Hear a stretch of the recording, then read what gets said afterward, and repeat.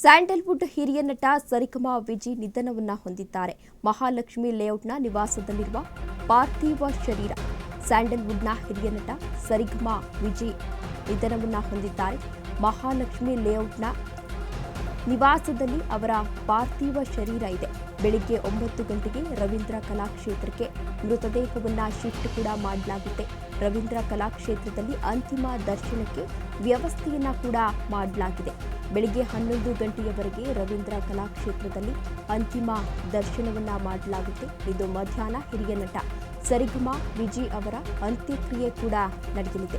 ಚಾಮರಾಜಪೇಟೆ ಬಳಿಯ ಚಿತ್ತಗಾರದಲ್ಲಿ ಅವರ ಅಂತ್ಯಕ್ರಿಯೆ ಕೂಡ ನಡೆಯಲಿದೆ ಎನ್ನುವ ಮಾಹಿತಿ ಸಿಗ್ತಾ ಇದೆ. ಬಲಿಜ ಜನಾಂಗದ ಸಂಪ್ರದಾಯದಂತೆ ಅವರ ಅಂತ್ಯಕ್ರಿಯೆ ಇವತ್ತು ನಡೆಯಲಿದೆ. ಸ್ಯಾಂಡಲ್ವುಡ್ನ ಹಿರಿಯ ನಟ, ಹಾಸ್ಯ ಕಲಾವಿದರಾಗಿರುವಂತಹ ಸರಿಗಮಾ ವಿಜಿ ಅವರು ನಿನ್ನೆಯಷ್ಟೇ ನಿಧನವನ್ನು ಹೊಂದಿದ್ರು. ಸಾಕಷ್ಟು ಅಭಿಮಾನಿ ಬಳಗವನ್ನು ಕೂಡ ಹೊಂದಿದ್ರು. 1975ರಲ್ಲಿ ಕನ್ನಡ ಚಿತ್ರರಂಗಕ್ಕೆ ಎಂಟ್ರಿಯನ್ನು ಕೂಡ ನೀಡಿದ್ರು. ಇದೇ ವಿಚಾರಕ್ಕೆ ಸಂಬಂಧಪಟ್ಟಂತೆ ಹೆಚ್ಚಿನ ಡೀಟೇಲ್ಸ್ ಅನ್ನು ನೀಡಲಿದ್ದಾರೆ ನಮ್ಮ ಪ್ರತಿನಿಧಿ ಆರ್ಯನ್. ಆರ್ಯನ್, ಇದೀಗ ಸರಿಗಮಪ್ಪ ವಿಜಿ ಅವರು ನಿಧನವನ್ನು ಹೊಂದಿದ್ದಾರೆ. ಈ ಕುರಿತು ಏನೆಲ್ಲ ಅಪ್ಡೇಟ್ಸ್ ಇದೆ?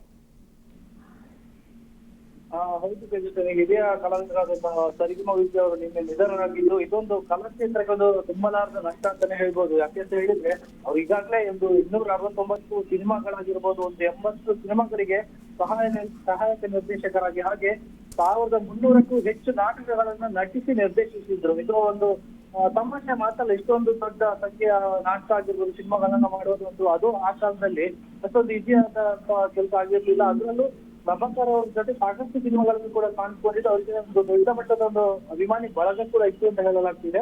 ಇನ್ನು ಅವರಿಗೆ 76 ವರ್ಷ ವಯಸ್ಸಾಗಿತ್ತು. ವಯೋಸಹಜ ಅವರ ಆರೋಗ್ಯದಲ್ಲಿ ಸಮಸ್ಯೆ ಉಂಟಾಗಿತ್ತು. ಅವರನ್ನು ಆಸ್ಪತ್ರೆಗೆ ಕೂಡ 8 ದಿನಗಳ ಹಿಂದೆ ದಾಖಲು ಮಾಡಲಾಗಿತ್ತು.